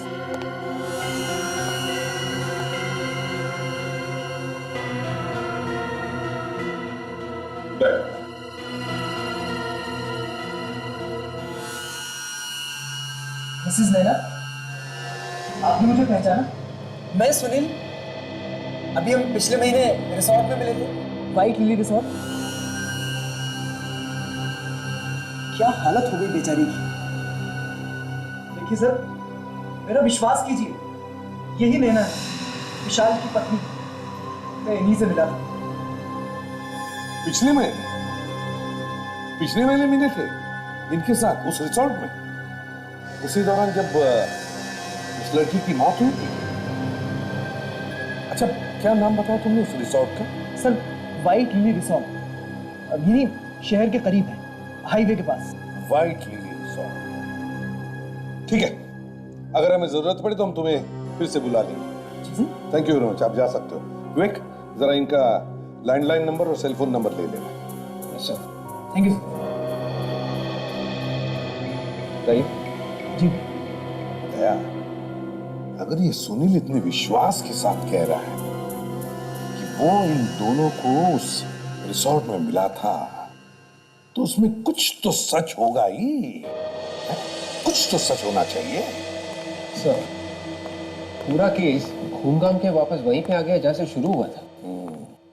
और सर, इस विशाल से पूछने का कोई फायदा नहीं है। वो अपनी कहानी पे अड़ा हुआ है कि उसकी पत्नी मर चुकी है। वही तो काम करते हैं। देखो नैना, क्या तुम्हारा इलाज करने में तुम हमारी मदद करोगी? मेरे इलाज के लिए जो कुछ हो सकेगा मैं करूंगी। Sir, excuse me.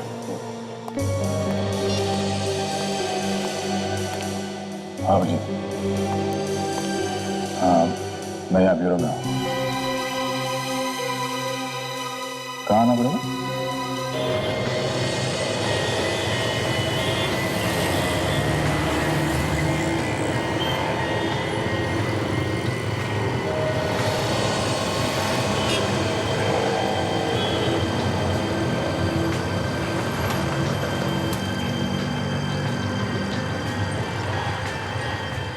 क्या हुआ अभिजीत? फोन करके अचानक यहाँ क्यों बुलाया? कुछ जरूरी बात थी। हाँ बोलो, क्या बात? मुझे अंशा के बारे में कुछ पता चला, सोचा तुम्हें बता दूं। अंशा के बारे में? क्या क्या बात है? तुम अंशा की फैमिली के बारे में सब कुछ जानते हो? क्यों अचानक उसके परिवार के बारे में क्यों पूछ रहे हो? देखो, हम दोनों एक साथ काम करते हैं, सीआईडी ऑफिसर से, लेकिन उसके अलावा हम दोनों के बीच एक दोस्ती का गहरा रिश्ता भी है। हाँ हाँ, इसमें कोई शक है क्या? अनजाने में मुझसे कोई गलती तो नहीं? नहीं, वो बात नहीं है, वो बात नहीं है। लेकिन जो कुछ मैं बताने जा रहा हूँ, शायद दोस्ती में कुछ दरार आ जाए। अंशा की वजह से? क्या बात क्या है? हाँ? दराकी को तो जानते हो। ये तो वही है ना जो सीआईडी से छुप के भाग रहा है? हाँ, ये वही है। और अंशा इस दराकी की भतीजी है। अंशा डराके की भतीजी, ये क्या कह रहे हो तुम? दया, ये सच है। और मुझे हैरानी इस बात की कि तुम्हारी गर्लफ्रेंड होने के बाद भी तुमसे ये बात छुपाई क्यों? अभिजीत, अंशा इंडिया से बाहर रही है कई सालों से, तो हो सकता है उसे इसके बारे में कुछ मालूम ही ना हो। देखो, वो तो मैं नहीं जानता, लेकिन अगर उससे तुम्हें सच्चा प्यार है, जानते हुए कि तुम एक सीआईडी ऑफिसर हो, तुमसे ये बात छुपानी नहीं चाहिए।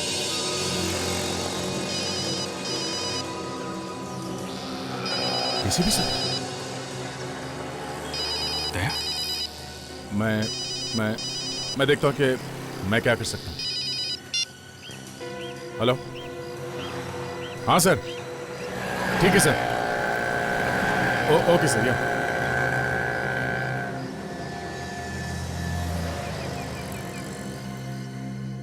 व्हाइट लिली रिसोर्ट में ये चारों लोग थे। ये विशाल, सुनील, विशाल की पत्नी नैना और ये दूसरी नैना जो अभी भी जिंदा है। और एक बात, रिजॉर्ट के रजिस्टर में एक ही नैना का नाम लिखा हुआ है, और वो थी विशाल की पत्नी जो मर चुकी, और वो दूसरी नैना जो जिंदा है। रिसेप्शनिस्ट को उसका नाम याद ही नहीं आ रहा। और सिर्फ यही नहीं सर, ये चारों लोग एक दूसरे से बात करते थे, मिलते जुलते थे सर। और सर, मैनेजर ने तो विशाल को, जो नैना भी जिंदा है उसके साथ, और सुनील के साथ भी बात करते हुए देखा है। ये बात तो पक्की है कि ये विशाल इस जिंदा नैना को पहले से ही जानता है, पहले से ही जानता है। हाँ सर। क्या है इस बॉक्स? ये बॉक्स जो नैना जिंदा है वो अपने कमरे में छोड़ के चली गई। उसमें से हमें ये सीडी मिली और ये चैरिटी इवेंट का फोटो मिला है सर, जिसमें चारों जन गए, विशाल, दोनों नैना और सुनील। सीडी में क्या है जरा देखो। समझ में नहीं आता यार, ये विशाल दूसरी नैना को पहचानने से इंकार क्यों कर रहा है? चक्कर क्या है? हाँ सर, ना विशाल ने नैना को पहचाना और ना ही नैना ने विशाल को पहचाना। वही तो। इतना ही नहीं सर, विशाल की पत्नी जिस झील में डूबकर मर गई, वो भी वहीं पास में है, रिसोर्ट के पास। ये बात तो हमें पता चली गई है कि विशाल की पत्नी नैना अपने आप पानी में डूबकर नहीं मरी, बल्कि उसे किसी ने मारा है। किसने मारा है उसे? ये सुनील के हाथ में जो लाल कलर का बैंड है, हाँ, ये बैंड मैंने पहले कहीं देखा है सर। याद नहीं आ रहा। हाँ सर, काजल, वो विशाल जो फोटोग्राफ लेके आया था नैना का, वो झील के किनारे वाले, वो फोटोग्राफ लेके? Yes sir.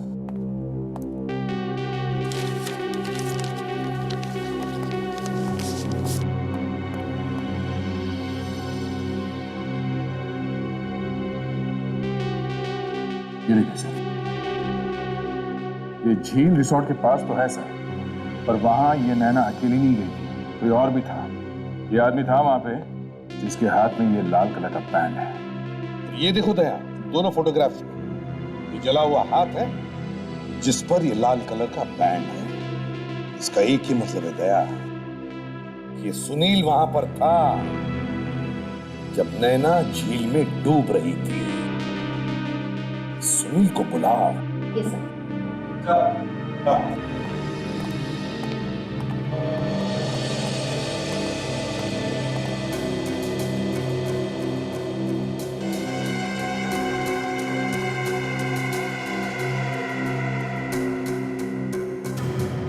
किसी ने कैमरा छिपा के हिडन कैमरे से नैना को शूट किया। तो नैना का उठना बैठना, चलना बोलना कोई क्यों देखेगा? ये वाली नैना, मरी हुई नैना के बारे में सीडी क्यों देख रही थी? लगता है दया, ये वाली नैना मरी हुई नैना बनने की कोशिश कर रही है, इसलिए उसका बोलना, चालना और हाव भाव सीख रही है। सर, सुनील अपना फोन नहीं उठा रहा है। उसके नंबर से उसके घर का पता निकलवाया तो पता चला कि वो एड्रेस गलत है सर। एड्रेस गलत है? दया, ये सारी की सारी खिचड़ी इन दोनों की पकाई हुई है, ये विशाल और सुनील। और अब ये सुनील विशाल को फंसाकर निकल गया है। सब के सब हमसे कुछ ना कुछ छुपा रहे हैं सर।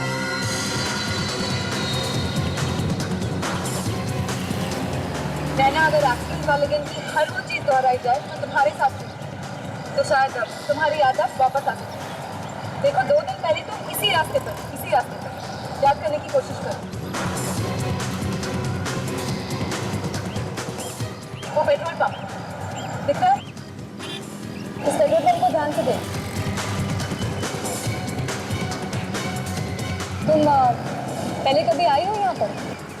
यहाँ आई थी। ये तो अच्छी बात है कि आपको कुछ कुछ याद आने लगा है। चाबी सर। आप आए कहाँ से? शायद हो सकता है वो भी याद आ जाए। फोन करना पड़ेगा। प्रियंका, उस लड़की को जानते हो? जी सर, अभी 2 दिन पहले ये पेट्रोल भरवाने आए थे। मैंने वो क्रेडिट कार्ड की स्लिप पे इनका नाम पढ़ा था। इतने सारे लोग आते हैं यहाँ पर, तुम्हें सिर्फ ये लड़की कैसे याद रही? मैडम, जब ये लास्ट टाइम यहाँ आए थे तो इन्होंने गाड़ी में पेट्रोल डलवाकर गाड़ी इतनी तेज दौड़ाई कि वहाँ पे खड़ी एक औरत पे इन्होंने तो गाड़ी ही चढ़ा दी थी। क्या? मैंने ऐसा किया? हाँ मैडम, आप दोनों में बहुत लड़ाई भी हुई थी, इसलिए मुझे याद आया।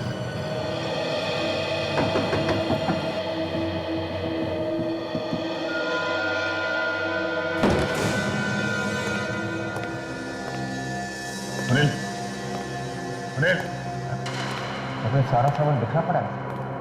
सुनील कहाँ गया? तो लगता है उसके यहाँ पे किसी के साथ हाथापाई हुई। तो ऐसा लगता है कि कोई घर में कुछ ढूंढने के लिए आया होगा और सुनील यहीं कहीं दुपक के बैठा होगा छुप के।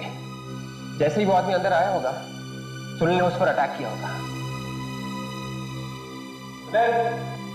ये क्या फाड़ के फंसा क्या? फोटोग्राफ्स?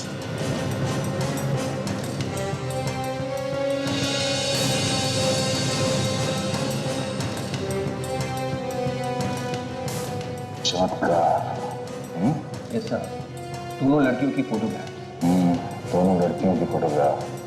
एक नैना वो जो मर चुकी है और दूसरी नैना वो जो अभी जिंदा है। पर इन दोनों नैना का फोटो सुनील के पास कहाँ से आया?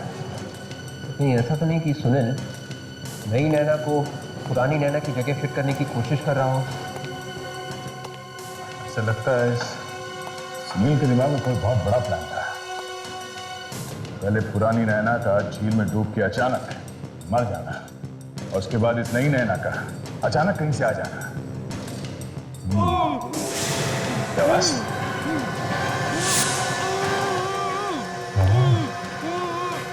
यहाँ से आ रही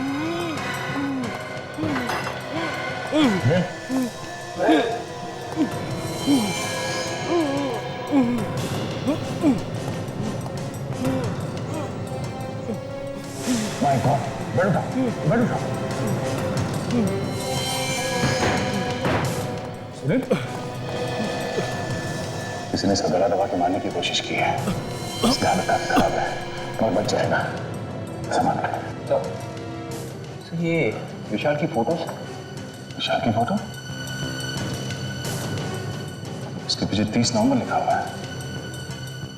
30 नवंबर तो आज है और इस पर एड्रेस भी है। सर, विशाल आज इस जगह पे जाने वाला है। 30 नवंबर 5 बजे इसमें एड्रेस भी लिखा है, 104 किन्मय नगर। देखो, पेट्रोल पंप से तुम सीधे इस रास्ते पर आई थी। याद करने की कोशिश करो कि क्या हुआ था उस दिन। अपने दिमाग पे जोर डालो। तुम गाड़ी बहुत तेज चला रही थी। आगे एक्सीडेंट होने वाला है और तुम ही उसे रोक सकती हो। याद करो क्या हुआ था। आगे धीरे चलाइए, गाड़ी पलट जाएगी। आगे बढ़े।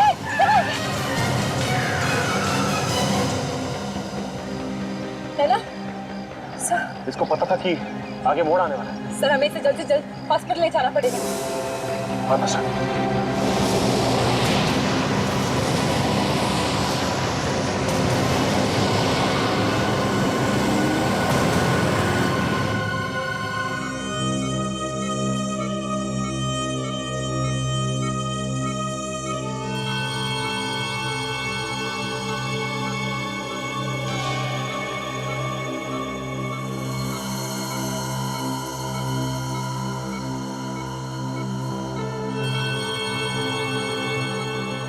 कैसा लग रहा है?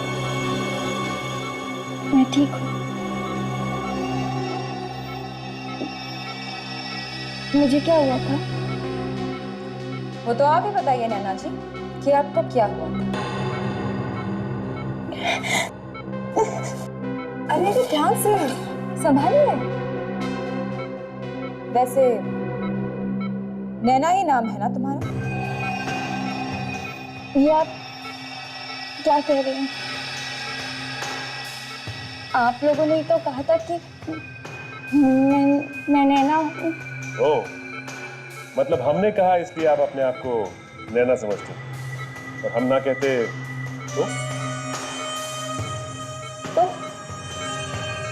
तो क्या? मुझे तो वैसे भी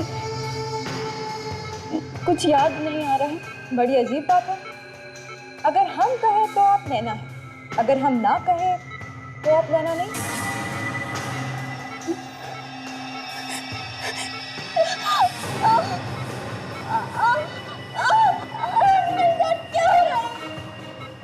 मुझे कुछ याद नहीं आ रहा। अगर याद नहीं आ रहा है तो जहाँ एक्सीडेंट हुआ था वहां तुम्हें पहले से कैसे पता था कि आगे जाके मोड़ आने वाला है? मुझे लगता है कि इन्हें सब कुछ याद है। इनकी तबीयत बिल्कुल ठीक है। इन्हें एक्सीडेंट वाली जगह पर ले जाने का जो फैसला आप लोगों का था वो बिल्कुल सही था। सुन लिया प्रियंका जी आपने? प्रियंका कौन है? सर, मुझे लग रहा है कि ये सच कह रहे हैं। लेकिन ताशा, मुझे तो लगता है कि ये झूठ बोल रही है। मैं झूठ नहीं बोल रही। मैं झूठ नहीं बोल रही हूँ। झूठ नहीं बोल रही? तो फिर एक काम करते हैं, लाई डिटेक्टर टेस्ट करवाते। पता चल जाएगा कि आप झूठ बोल रही हैं या मैं झूठ बोल रहा हूँ। Lie detector test? जी हाँ, लाई डिटेक्टर टेस्ट।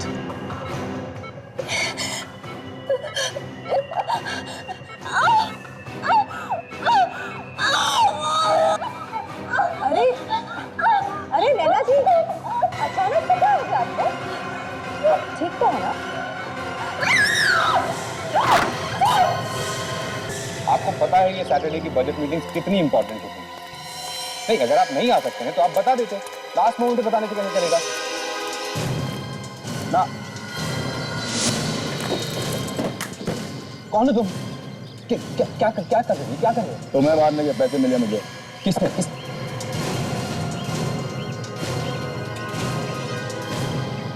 आज आप लोग नहीं आते तो ये तो मुझे मार ही देता। पर ये है कौन? अब किसने इसे पैसे दिए मुझे मारने के लिए? कौन है? किसने पैसे दिए तुझे इस आदमी का खून करने? अरे आप लोग है कौन? इसमें कहाँ जा गए? हाँ, किसने पैसे दिए तुझे इसे मारने के लिए? थोड़े पैसे ले लो और फुट लो ऐसे, समझे? सर आजकल बहुत पैसे बांट रहे हैं।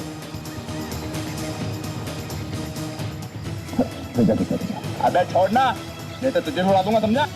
अच्छा, ये ले, उड़ा, उड़ा।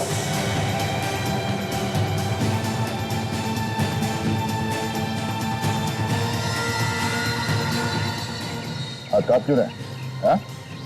जब दया का हाथ पड़ता है तो मुंह के अंदर दांतों से पियानो बजने लगता है।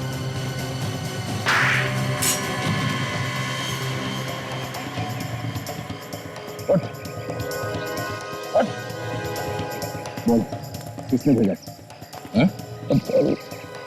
सुनील ने। सुनील? पर क्यों? ये तो तुम्हें मालूम होगा। सुनील पर भी हमला हुआ है। तुम दोनों पर ही क्यों? मैं कुछ नहीं जानता। मैं सुनील से सिर्फ एक दो बार मिला।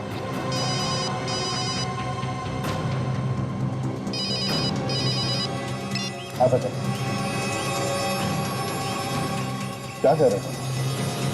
अच्छा, ठीक है, हम लोग अभी वहां पहुंच रहे हैं। क्या हुआ सर? तो बड़ी प्रॉब्लम है ईशा, तुम्हें हमारे साथ चलना पड़ेगा। पर क्यों? कहाँ ले जाना चाहते हैं मुझे? चलो तो सही, पता चल जाएगा। चलो, ये चलो सर।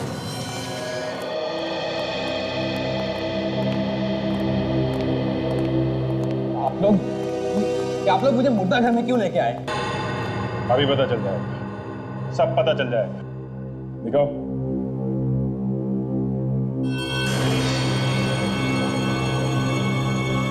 ये इसको क्या हो गया? इसको किसने मार दिया? तुमने मिस्टर विशाल, तुमने।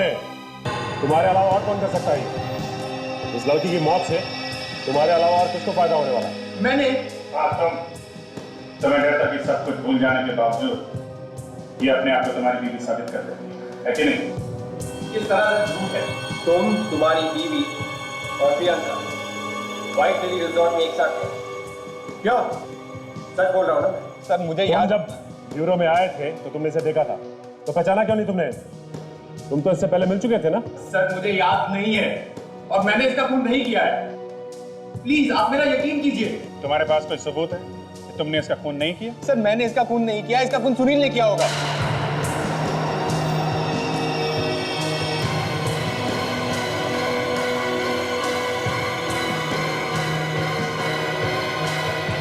तुम जिंदा है? हाँ, अपनी जान बचाने के लिए मुझे मरने का नाटक करना पड़ा। मुझे सब याद आ गया। मेरी याददाश्त वापस आ गई। I'm sorry। तू पागल है? तेरा दिमाग खराब हो गया? तेरे से नहीं, सिर्फ खराब हो गया। डराओ, किधर हो? डराओ।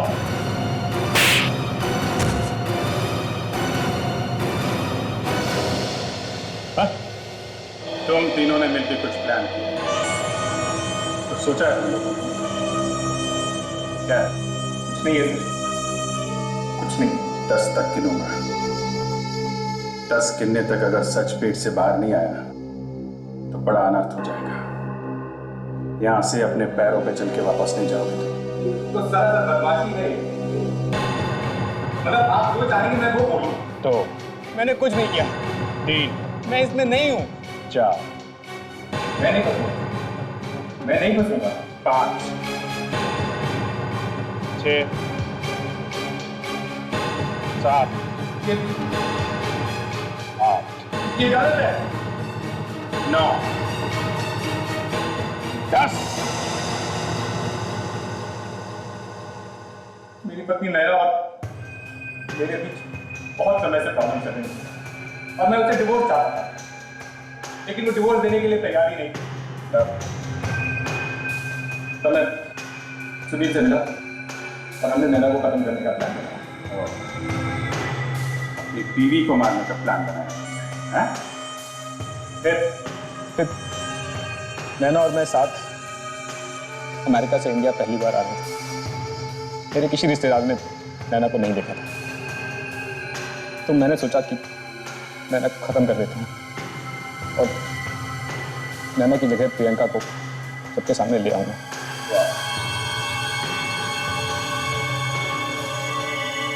फिर से डिवोर्स दे दूंगा।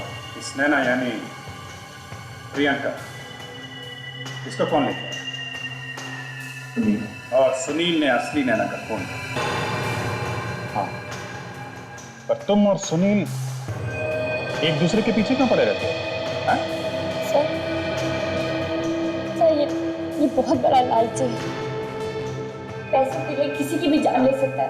नैना के साथ प्रियंका का भी खून कर दिया होता तो आज से नौबत नहीं। इसके चक्कर में आज मैं फंस गया।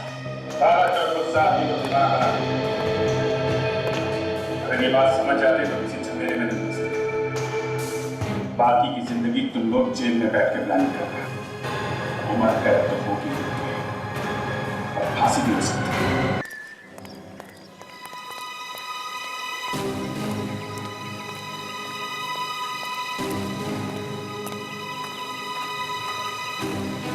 हाय दया।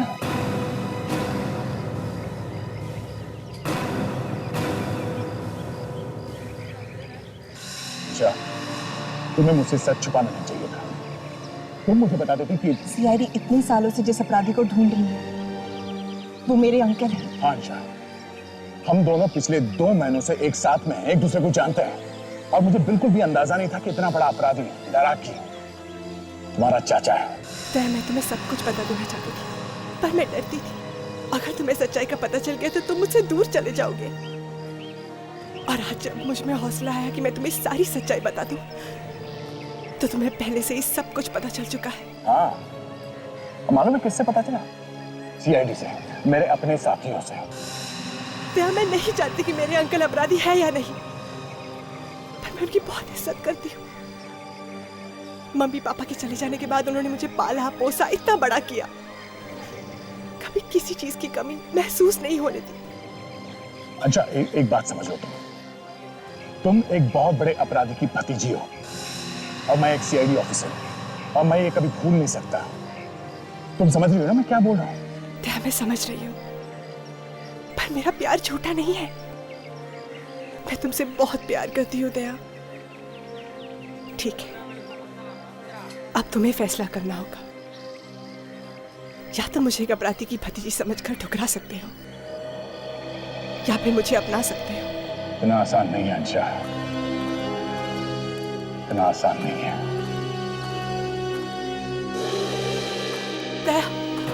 दया रुक जाओ।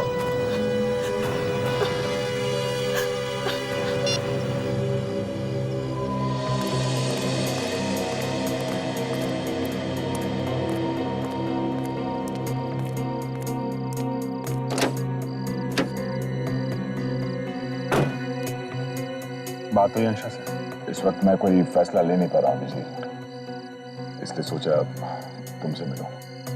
मैं समझता हूँ यार ये आसान नहीं है, पर तुम एक सीआईडी ऑफिसर हो और वो क्या है ये सच तुम्हें मालूम ही है। अभी तक ये सच है कि अंशा का चाचा एक अपराधी है, तो सच ये भी है कि अंशा मुझसे बहुत प्यार करती है और मैं भी करता हूँ। उसके परिवार का कोई आदमी अगर कोई अपराधी है तो उसकी सजा मैं उसे क्यों दूं? अपराधियों को पकड़ना हमारा काम है। हम सीआईडी में हैं, सीआईडी ऑफिसर हैं। सीआईडी अफसरों को प्यार करना मना है? यार नहीं, ये कौन कह रहा है? पर अगर उसे तुमसे सच्चा प्यार है तो उसे पहले दिन दराकी के बारे में तुम्हें बता देना चाहिए। ये मैंने तुमसे पहले भी कहा था, उसका उसके चाचा के काम के साथ कोई लेना देना नहीं है। उसे बस इस बात का डर था कि अगर ये सब मैं जान जाऊंगा तो शायद उसे छोड़ दूंगा, इसीलिए उसने मुझे कुछ नहीं बताया। बस क्या हो गया दया? तुम उसकी हर बात मानते जा रहे हो। कहीं ये प्यार व्यार उस दराकी की चाल तो नहीं है तुम्हें फंसाने की? नहीं, ऐसा नहीं है। पता नहीं क्यों अभिजीत तुम ये रोड़े पत्थर डालने पे तुले हुए हो हमारे प्यार के ऊपर। भगवान, अरे यार ये रोड़े पत्थर नहीं है, ये एक दोस्त की नसीहत है कि अभी भी टाइम है, समझ जाओ। समझना तुम्हें चाहिए अभिजीत, अंशा की कोई गलती नहीं है, शायद गलती तुम्हारी ही है।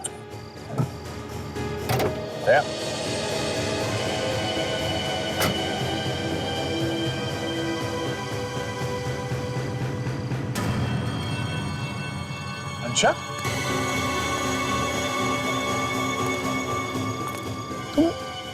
मैं जानती थी दया तुम सीधा यहाँ अभिजीत से ही मिलने आओगे, इसलिए मैं यही चली आई।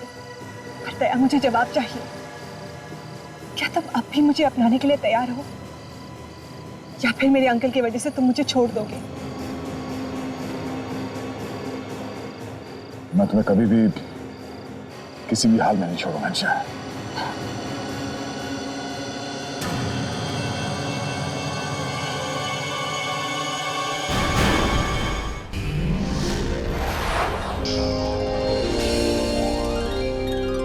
सीआईडी के और भी मजेदार और सस्पेंस से जुड़े एपिसोड्स को देखने के लिए हमारे चैनल को सब्सक्राइब करें और बेल आइकॉन दबाना ना भूलें।